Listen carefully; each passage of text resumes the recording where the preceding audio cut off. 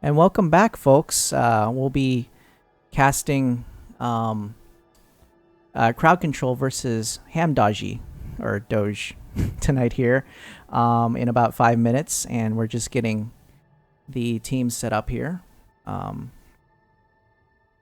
But once again, tonight we'll be playing on Cursed Hollows, and with me, as always, is my co-caster, New Type. Hey, New Type. Hey, good evening, Synth. Always good to be here. It's Thursday night. It's Chair League night. It's time for a rumble. As you said, we've got with us today Crowd Control and Ham. I'm going with Ham Dogie. Both teams are 2-3, so they're looking to even out their records. Someone's going to be 3-3 before the end of the evening, and they're going to do it tonight on Cursed Hollow. Cursed Hollow, of course, one of the bigger maps in the map pool, with one of the more I feel frustrating mechanics is getting into position and fighting over those tributes. So periodically a tribute will spawn on the map, and teams will fight over capturing it. Capture 3 tributes, and you've got yourself a curse. That curse will affect the enemy team, and it will shut down all their structures so they will not fire on you, and they will reduce all minions to 1 hit point. So they're going to be very easy to kill and make your pushes all the more effective. So, it's our second match of the evening. We had another one earlier that ended very decisively for one team, and fights over the tribute can be very interesting. I mean, the match that we saw, the team that went for a bursty, quick end of the fight composition ended up winning over a team that went for a little more sustained, a little more drawn out engagements. On a map of this size, characters with global presence have that much more versatility and much more value. Falstad, very good on this map. Abathur, very good on this map. A healer like Brightwing, who can be immediately in position to help her team, can really pay dividends on this sort of map. So Yeah. eager to see what the compositions look like when we get the draft started here in about 3 or 4 minutes. Yep. And with the pros too, the pros that have seen quite a few interesting games on this map, with the ETC and his stage dive actually on this map picked because of the global presence as well. The ability to just instantly enter the fray of battle, very important, because the tributes actually spawn with, I believe, a 10-second timer, not really very long. And I mean, while there is some predictability to where the tributes will spawn, for example, a tribute will never spawn more than 2 times in a row, so 3 times in a row in a single north-south lane. So, for example, if the first tribute comes at top and the second tribute comes at top, the third tribute is guaranteed at bottom. But you can't always guarantee where the tribute's going to turn up. Having the ability to quickly jump from top lane to bot lane, or from mid to bot, being able to get there in a few seconds is vital on this map, and very useful for teams that want to be mobile. Welcome to all of our viewers. Got a lot of things going on in the Heroes world right now. We got a lot of changes, a lot of unusual rises and falls in the last couple of days. We're seeing the resurgence of Johanna. We're seeing the fall of Muradin. We've seen Li Ming nerfs and an immediate change there, and we've seen Anubarak buffs, and I'm not going to comment on what happened to him. Yeah, and Rhaegar got adjusted, but not enough. And Leeming, I feel like, honestly, probably perfect. I haven't seen enough games with her just yet to weigh in. Let's be honest here. Let's be honest here. I'm just happy that SF Johan's gone. Yeah, I think we all are. I think we all. I'm for some nerfs, like when when Leoric was nerfed, I poured one out. When when focus attacks was nerfed for my dear Raynor, I grabbed a libation and poured one out for my fallen homie. When Essa Johan was removed from the game, I think I danced. So yeah, no, everyone's pretty thrilled to see that gone, except for the occasional Li Ming main. Yeah, well, we'll see how that comes into play in the match tonight. In the previous match, we saw Li Ming banned, but not Rhaegar. Are we going to see both of them banned in the first round tonight? Are we going to see both of them get through? I have no idea. We're going to find out in less than a minute, hopefully, as these teams start filing in and we start proceeding to the draft stage. That draft link. Yep. Going to be turning up in the Twitch chat in just a moment here, so if you want to follow along at home, feel free to click on that link and stop by as we get that going. Yep, we're just waiting on one more member to join the lobby here, and then we'll have the captain links out to get this party started. No moshes, hopefully. Well, we'll see. This actually might be an interesting map for moshes. I'm a big fan. Love those dance parties. But what heroes? Yeah, excuse me. What heroes do you think? New type. What heroes do you think would expect? I can almost. I would give Falstad at least a 70% chance of showing up. If anyone on your team feels okay playing Falstad, he's a great pickup on this map. I'd like to see Abathur get played. I feel like Abathur can really pay dividends if you can draw out those team fights. Let's see, what else? If he does not get banned out, I could see Diablo making an appearance. He's just a great all-around frontliner. Maybe not the best solo tank, but, I mean, he's great for supporting other tanks. He's great for, really making the fights much longer than they need to be. I'd like to see, I see in the chat, Morales. Morales would be a really great pickup for this one. People talk about, focus Morales, focus, that's all we got to do, guys. And, in this kind of map, when you're taking fights at the Tribute, turn into these long engagements, Morales can seemingly keep her team topped off forever. And then, the dropship, emotional, I see you in there. I mean, zipping from one boss to another to apply absolutely ludicrous pressure. If you feel that you've won the team fight and you've got a good edge, I mean, the two bosses on this map, as we saw, in previous games, two bosses on this map can absolutely pay dividends if you feel that you're comfortable enough to take them both. So we'll have to see. Still waiting on our teams. Not quite there yet, but once they are, we'll let y'all know and we'll get this started. Yep.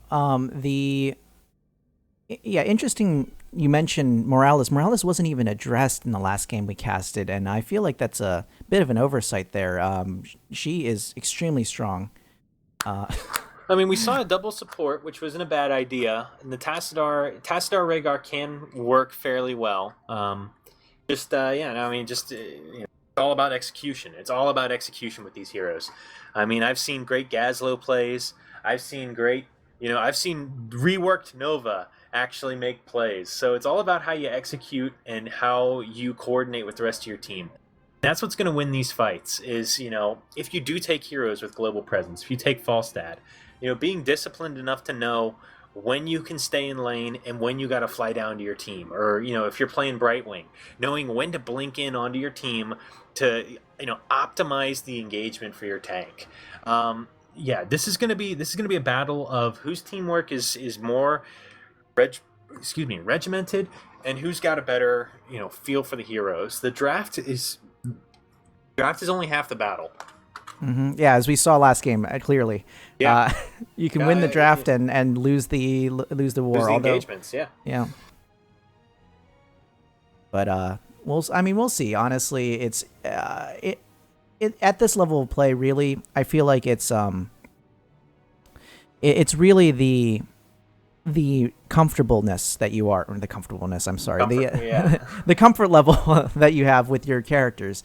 It's better to play a character that you are comfortable with than and play him well than a character that you're not comfortable with and play poorly with. So. Very, very, very true.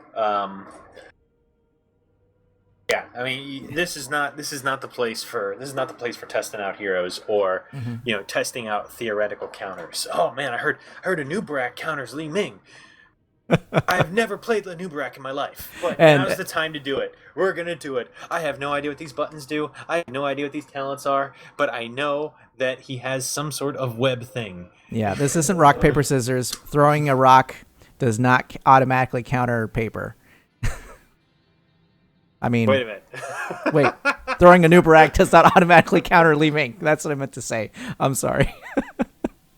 So yeah, we'll have to see what happens there. Seems that we're waiting on one more member from the teams, and they have 5 minutes to hop in here. Yep, as per the Chair League rules. Sorry. Yeah, as per the Chair League rules, he has about 5 minutes to get back in here. Basically, yeah. So.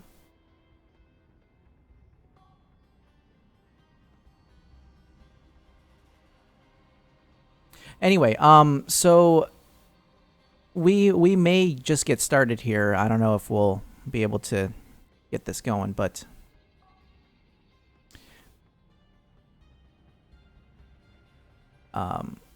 so new type. Yes. Let's talk a little bit about the changes this past week. Well, let's see. Oh, it got warmer where I live. I switched to whole milk instead of 2%. I'm wearing black shoes instead of brown. Lots of changes, lots of big stuff, a lot of big changes. Oh, you were talking about heroes. Yeah. So, as interesting as your whole milk is, heroes did not see a change to whole milk. No. No, heroes. What would the cuisine equivalent of Li Ming be? What is overpowered? What is overpowered food? Dear chat, what is overpowered food? Well, we'll have to find out. Yeah, we'll have to put that on hold for a second because first ban is out and it is Zagara. So that was a quick first ban from Crowd Control there. Surprised to see both. Surprised to see our home team. Letting the power characters through. I mean, Rhaegar or Li Ming will make it through this first round of bans. Well, honestly, that's the strategy you need to take, right? Because if you're home team, you get first pick no matter what, and if you don't ban out one of the overpowered characters, the other team does ban one of them, you get to pick the other one. So Rhaegar is banned out by Hamduggy, and Li Ming is probably Li Ming. Yeah. Yep. Unsurprising there, but we'll see how Hamduggy, which Rhaegar is not present on this team, unfortunately. No, they gotta find a new Doge. We'll see how Are we gonna see a Greymane, or are we gonna see? I want to see Nova. Honestly, Nova was basically designed to counter Li Ming before her nerfs, and after her nerfs, I have yet to see somebody able to take advantage of the recent buffs to her snipe. So, I would love to see that. Really eaten into their time. They've used about 30 seconds of their reserve pool of time on their first picks here. So they open with Jaina.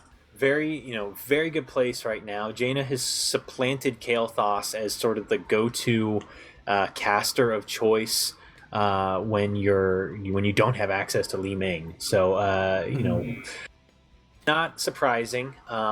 So yeah, her buffs were pretty good. I mean, she was recently buffed as part of last week's balance patch, and her Blizzard, I believe, and her Q, whatever that is, saw some buffs. Yeah, and there's our dance party. Yep, oh man, so ETC called in As Synth mentioned, Mosh Pit easily the pick for ETC, but on a map of this size, you can see some very unique and creative play with the stage dive coming in from a completely different lane to engage on a team. So we'll have to see how Crowd Control responds. Ham Doggy with an early tank pick here, and Crowd Control responds with Diablo and Raynor. Oh, great picks. I really like Leeming and Raynor. That is a dangerous combination there. A lot of damage. And you know what? I want to see Crowd Control with Morales. So if Ham Doggy knows their stuff, which they do, they're going to ban her out. And there it is. Yeah, so the immediate ban to prevent the stimmed Raynor from wreaking havoc. Crowd Control, I mean, Ham Doggy does not have a support. They could potentially ban a support and further limit the pool of healers, or they could go with another DPS ban since they're in a pretty good spot right now with their 2 damage dealers. So we'll see how this goes. I'm going to guess perhaps a healer ban so that they really limit Ham Doggy's pool, but if they ban one out, then they're left with only one. Uther, perhaps, to prevent the Divine Shield dances? See, I don't really think that is as valuable as people give it credit for, because an ETC power sliding in already stuns the people on his way in. So I don't know. Yeah, that is a good choice. Tyrande is pretty dangerous with the stun, stuns for days, yo. Yeah, no. Yeah, the Tyrande ban is a good one too on this map with the 2 bosses.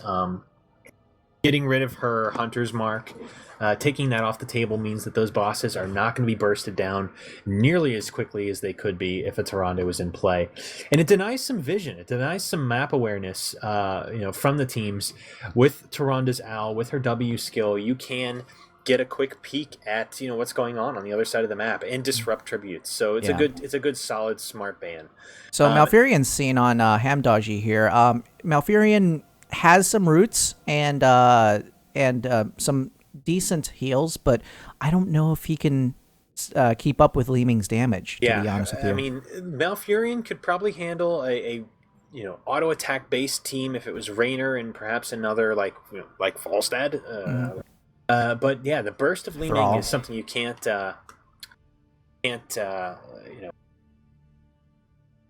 So yeah, Falstad, as I said, 70% chance, and it looks like it did come through.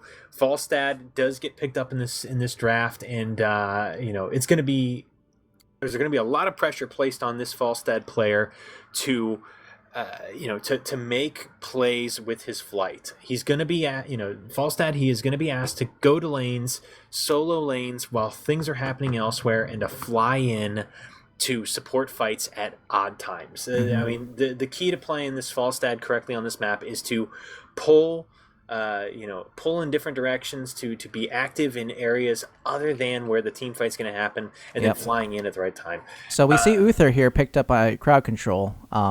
Good pick, definitely. Yeah. Curious though. I mean, Uther, has some good plays, but his win rate has really been down lately. He's down at the bottom of the barrel with Kael'thas and Nova, and a lot of that has to do with being paired against Rhaegar frequently. So we'll see how he manages against the Malfurion heals. It's just the Falstad has potential to really lay on a lot of continuous damage. Double tank meta here.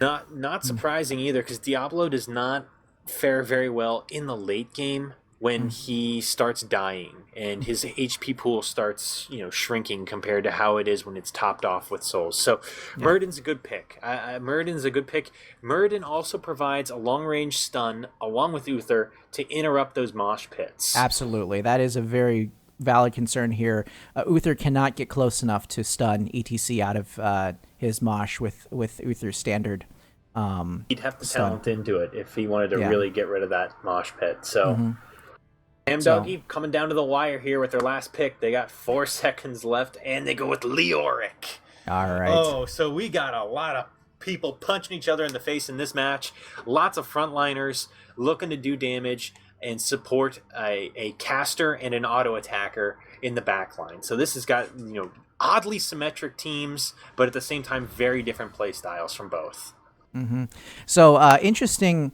The Leoric ETC combo, that's a lot of control there, and it's not going to catch Li Ming with his Entombs there. So we might actually see ETC into Mosh into March the Black King, perhaps. That's a lot of damage. And especially at the point control there, ETC can really handle a lot of characters. Although, I don't know. I mean, Giant Killer from Raynor, and there's a lot of damage from both sides, too. It's just, Love to see, Falstad's in a tough spot here. I mean, the Mage Stad build with Boomerang is really popular right now, but at the same time, you're facing two frontliners. You've gotta consider the auto-attacking build with Giant Killer. Raynor's pretty straightforward. His builds don't have a lot of... it's a pretty a lot of homogeneity in his build. It's pretty much just one build, but you've got a lot of options coming from other characters that he's paired with. Li Ming still has the opportunity to go W build, but the teleport build seeing a lot of a lot of rising popularity now. I can't make that work, and I just keep diving in and dying. So I'm impressed by anyone who can make that work. So we're holding off for a few seconds here while there's a little bit of technical difficulties from one of the players. So let's just keep talking through this draft here. Who do you think won? Who do I think wins the draft here? I'm gonna give this one to Red Team. I'm gonna give this one to Hamdoggy. I like their draft. There's a lot of stuns to cope with the ETC, but if those go out, then Leoric has free reign to play with the two high HP tank targets. And Falstad, if Falstad chooses and has the opportunity to gust like Li Ming into their front line, Jaina, Falstad, everybody can pounce on that Li Ming and absolutely obliterate her. I think right now they're very close, very, very, very slight edge to Red Team, the Hamdoggy.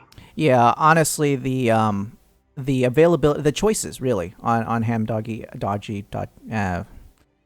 Ham. Going ham. We're doing this. Okay. Yeah, the team that goes ham. The ham memes. Okay, I'm done. I'm sorry. There's just a lot of choice there. Falstad, if going Mage Stad, he could really do some damage into a Mosh. That's some instant burst right there. Leoric with his March of the Black King or even Entomb would be great for this map. So well, let's look at the rosters here. Yep. So coming out from our blue team on the left-hand side here, we have Cross as Raynor. We have Bingji as Muradin. We have DK Brochachu. Hang on, I'm going to get this again. DK Brochachu is playing the Diablo. Sexy Cutie as Uther. Oh my. We have Hank Mardugas as Li Ming. And over on the red team, we have, and you know what? Can you do this? Sure. It's getting heated already. So on the red team for Hamdoggy, we have FRC's Short You Can on Jaina, G Nemos on ETC, Light on Leoric, and Jita on Falstad, and Chilla on Malfurion. And we see a little bit of poke here from Hamdoggy early on. Falstad smartly looking in the grass there with his Q, rather than face checking that, because that would have been pretty scary. And then they promptly split into their respective lanes. Yeah, we got Leoric versus Uther and Li Ming at bottom. That is a really sketchy fight for the Leoric. He's going to want to be careful to find a way of coping with the Li Ming. Yeah, you need some ranged to handle that. It's not going to be a very good matchup for Leoric. Leoric taking a lot of damage with that W into Q. The 3 in mid still trying to do some work, but not really accomplishing much. They should be probably rotating soon. Top, a little bit of poke from Jaina to Diablo. Not really a whole lot going on here. 3v3 in mid with Malfurion going a little low here, but everyone's pretty high on mana, so everyone should be back up shortly. Be a nice, reasonable scrap. We're seeing oddly mirrored top and bottom lanes where a tank is trying to catch up to a spellcaster and having difficulty doing so, and getting just poked to death. Yep. In terms of sorry. They're both playing pretty conservatively here, but Muradin is rotating top to handle Jaina because of his ranged stun. I don't know if they're going to switch though, and that leaves 2v3 in mid. So we'll see how that push goes. Yeah, in terms of talents, we're seeing pretty standard stuff from most teams. From most of the teams, Muradin, however, went for Infused Hammer, which is the mana refund on his Q. Not typically something you see. He's probably looking to get some pay some dividends out in those extended tribute fights.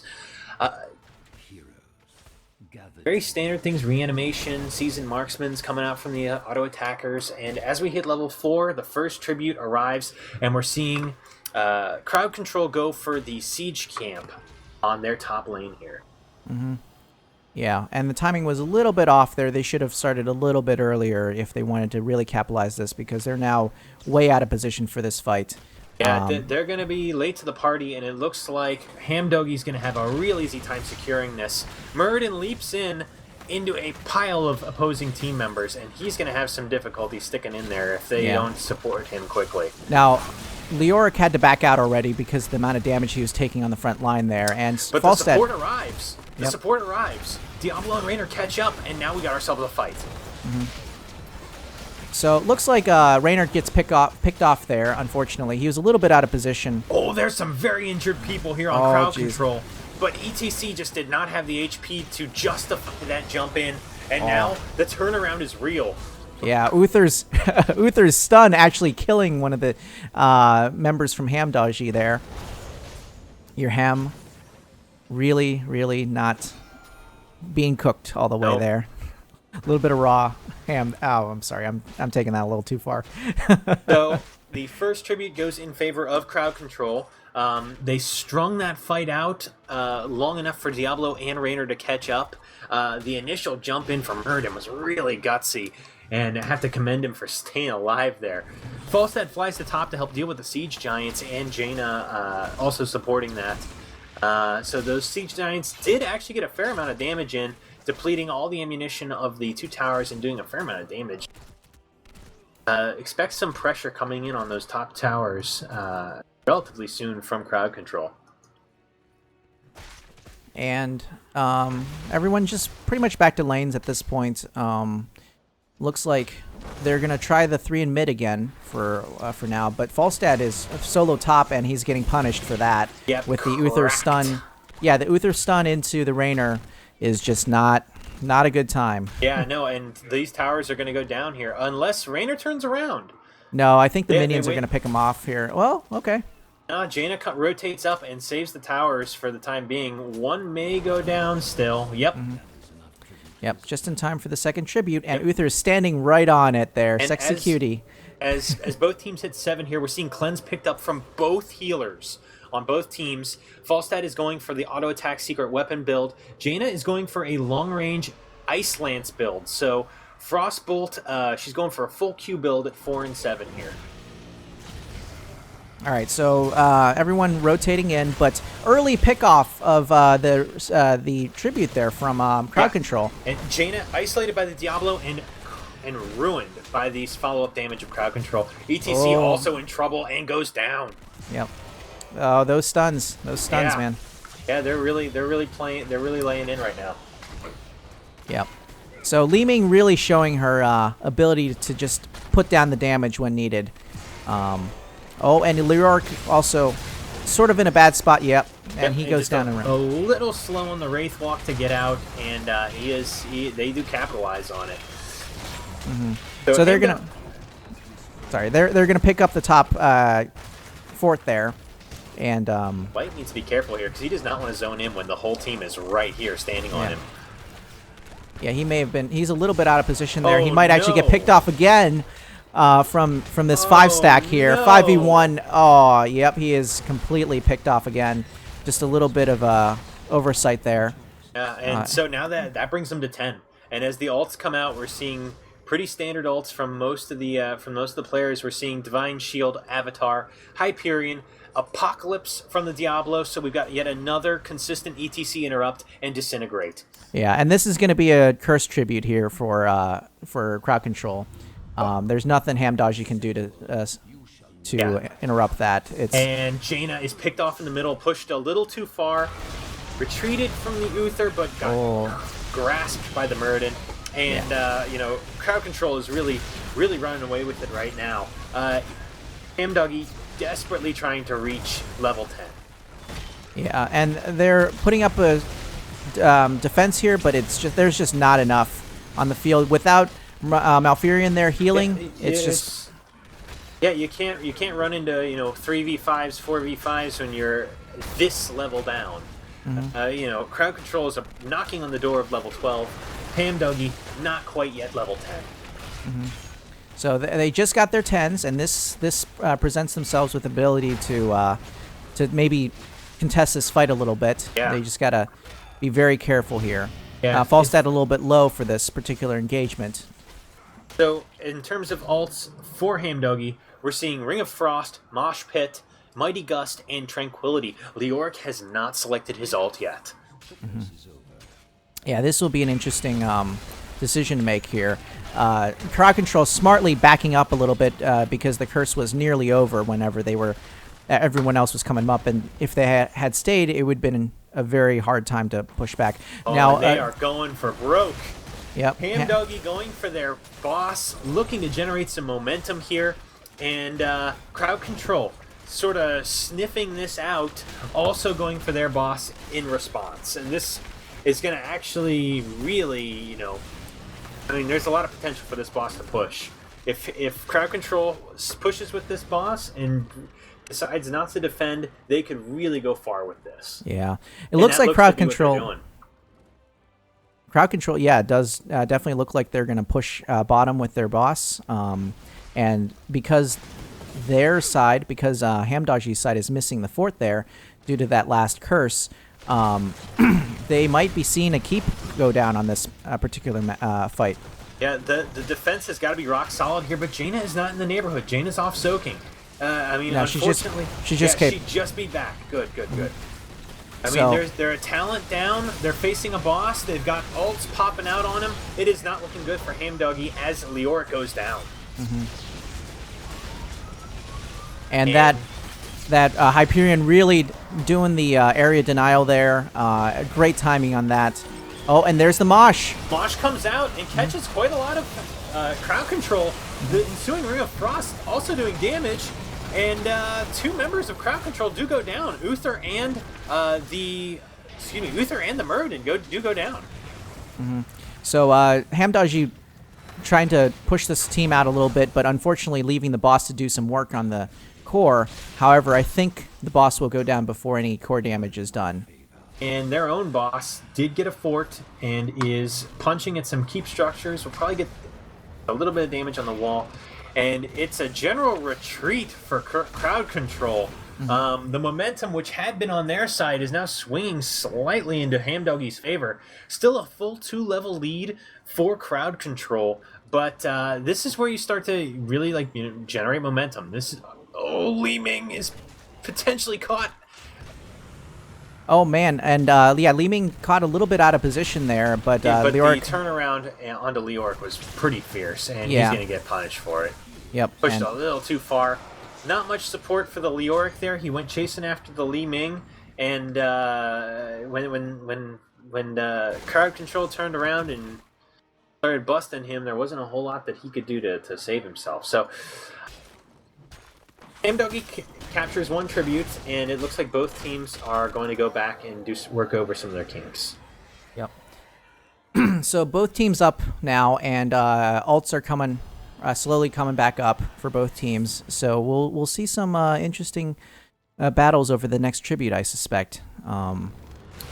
Both teams just working over the rest of their camps, painting each respective side of their map, their respective color. their favorite color. Yes. But I mean, Doge has got to be cognizant of the level advantage that Crowd Control has. They're about to rush into a 3-level difference here. 2-level now with that level they just picked up. But a level 16 talent tier versus the level 13 talent tier is not one that you want to be on. Raynor has access to Bullseye.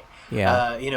Muradin has access to Stone Form. There's a lot of power in 16, and Hamdogi wisely concedes this tribute in favor of soaking the lanes. Mm-hmm.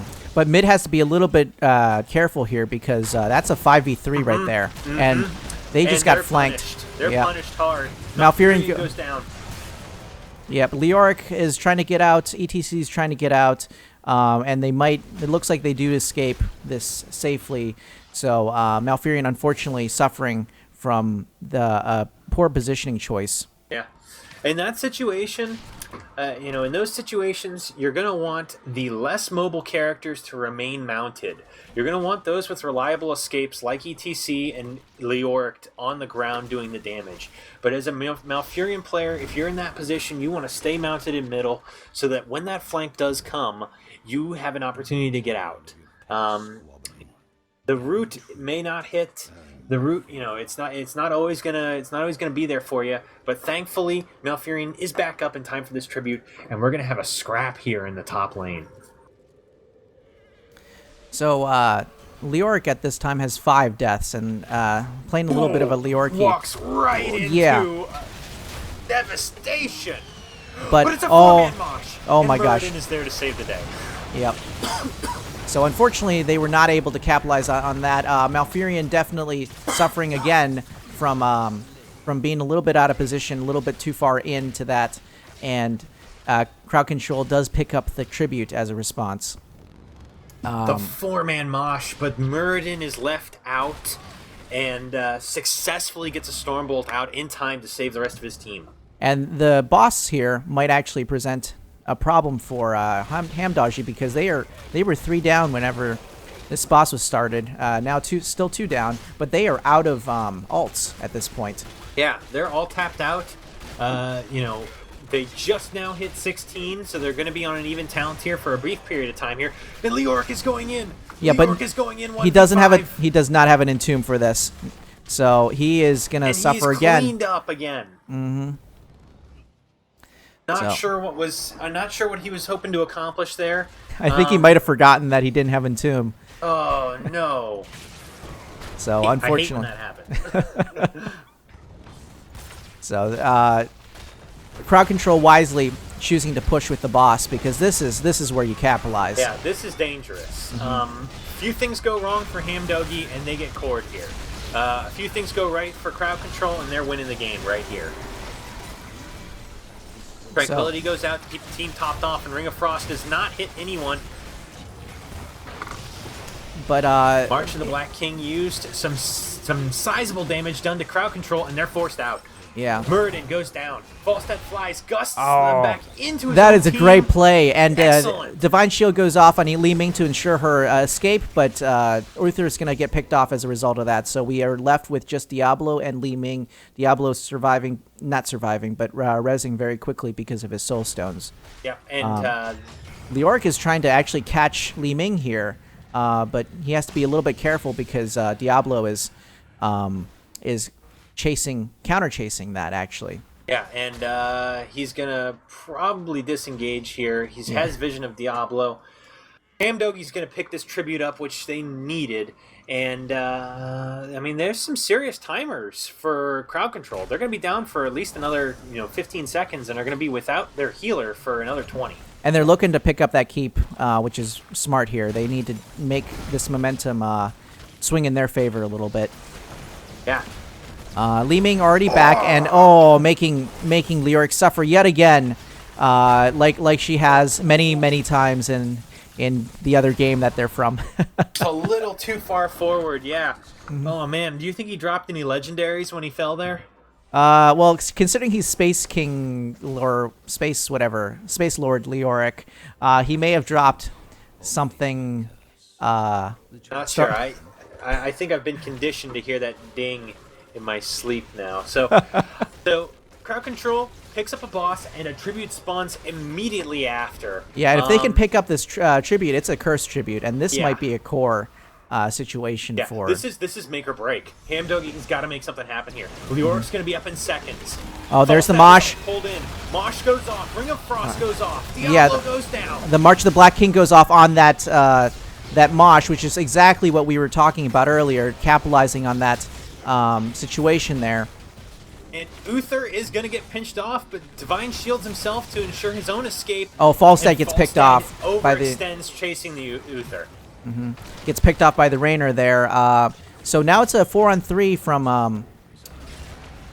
Crowd Control. Yeah. Swinging it back in their favor, and there's a boss knocking on the door of Hamdoggy, and this is it. Yeah, and GG goes down from Falstad, and that's it. I actually wasn't paying attention to the boss in the core there. Oh, yeah, I don't think anyone was. The team fight at the Tribute was so engaging. There was so much going on. You had to keep your eye on that if you were a player, and it successfully distracted them away from the boss. So smart plays all around. The Mosh just not capitalizing as much as intended from Hamdoggy there, but great game. Great game. No, that one had some nice back and forth. There were a lot of moments where Hamdoggy was generating momentum and was getting the kills they needed to put themselves back into the game. More, highlight reel play from the Falstad, that fly over to gust Uther and Li Ming back into his team to secure those kills as best as they could. That was an excellent heads up play from the player. I mean, we saw great plays. The Li Ming absolutely tormented the Leoric in that game. Oh my gosh, yeah. All over him.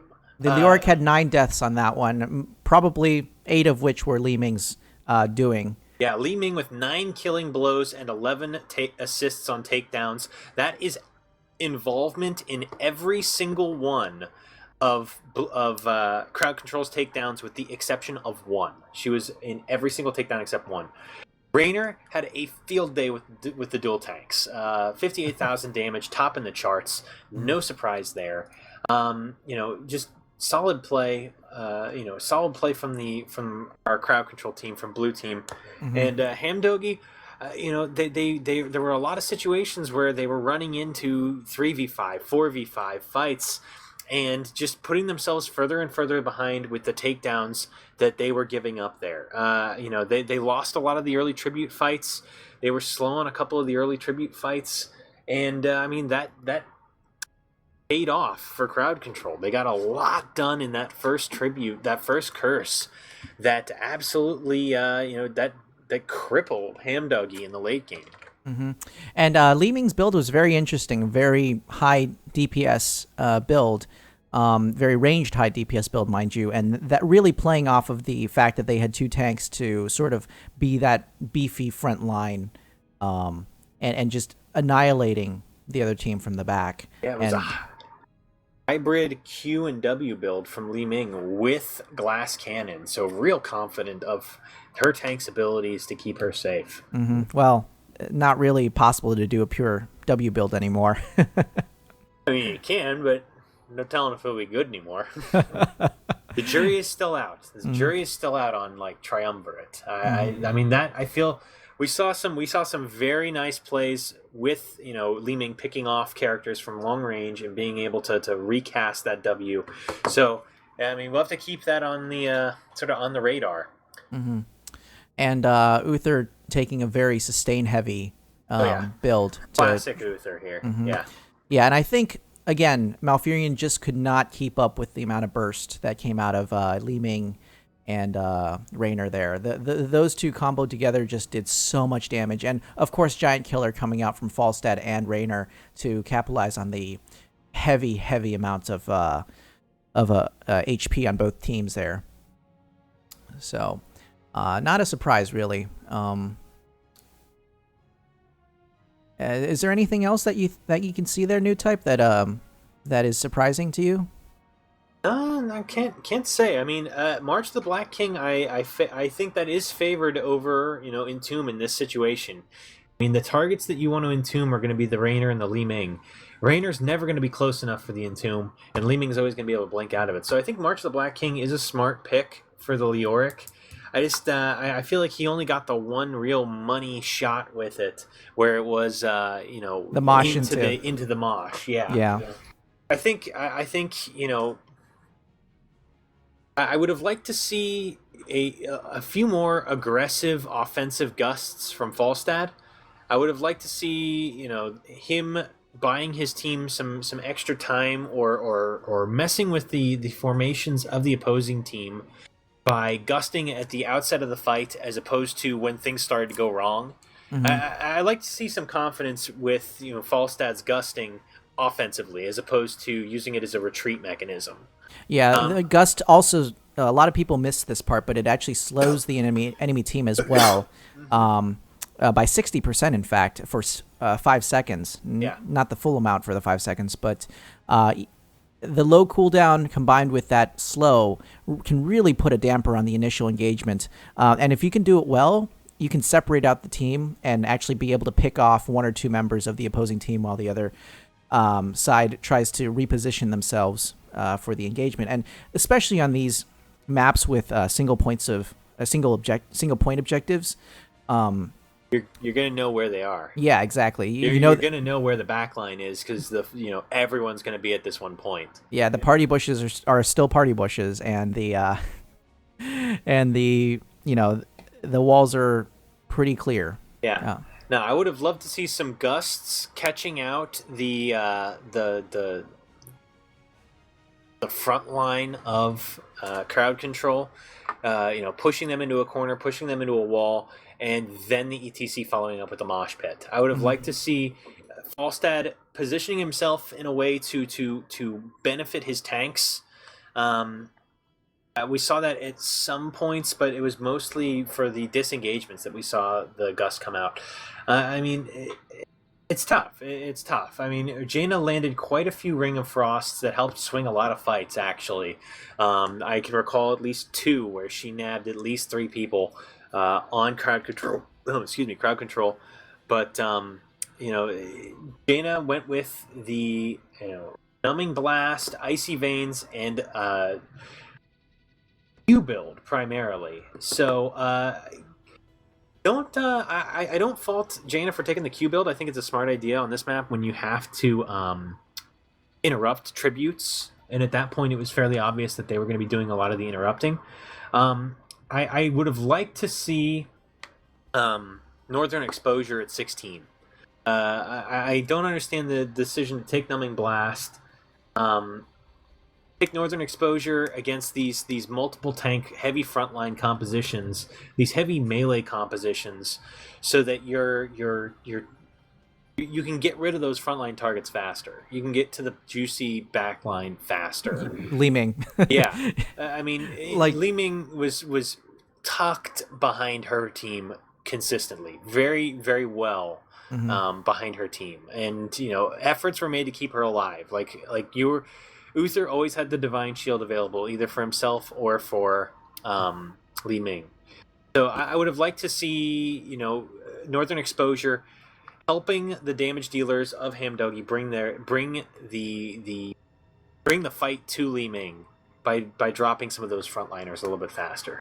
Yeah, and really, Leoric was farmed heavily by the wizard, the Diablo wizard, and much loot was had. Yeah. She's got a full set. She's got the Talrasha set. She's ready for greater rifts. Crowd control. Look out! They're going to be on the Diablo leaderboards on the back of that Li Ming and their overall stellar play. So crowd control now goes to 3-3, and Hamdoggy drops to 2 and 4. So we'll see how they do in their next upcoming games, and we wish them both the best of luck. Excellent play from both teams, solid plays from a lot of players here, and another fun night here in the Chair League. Yeah, absolutely. So thanks, everyone, for joining us this tonight. It was a very fun time, and hope you guys come back next Monday for our next Chair League day. I believe next week is Towers of Doom as well, so we should see some interesting games there on that new map. That's going to be a fun one. Mm-hmm. or a relatively new map anyway. So I am personally, I love Abathur, and I love Abathur on that map. So I really want to see some Abathurs. So. Well, maybe next week. So we'll see you all next week. Have a good one. Yep. Thanks.